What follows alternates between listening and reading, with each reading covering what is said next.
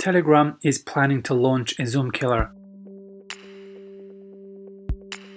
Before we get into this, please like this video, subscribe to our channel, click the notification button and share this video with others. We believe this is an important subject considering the times we live, lockdowns, the government surveillance all around the world. We will be covering this subject.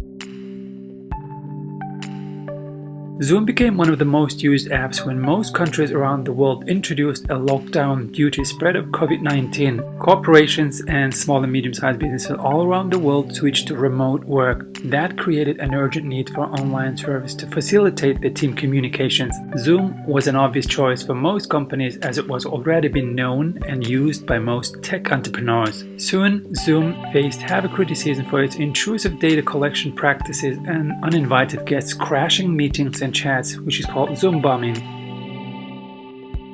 Recently, Telegram founder Pavel Durov announced his plan to launch a Zoom killer app. He pointed out the need for a reliable video communication tool, but noted that there are no convenient, easy-to-use and secure app at the moment. Pavel Durov said the situation is very similar to messaging in 2013. Existing applications are either safe or convenient, but do not offer these two qualities at the same time. He also added, "We would like to fix this problem and will focus on providing secure group video calls." Just a quick reminder that after people switched to remote work and training due to lockdowns around the world, Telegram became the most downloaded application in the social networks category in more than 20 countries.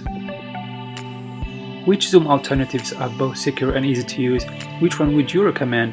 We would like to hear your opinion.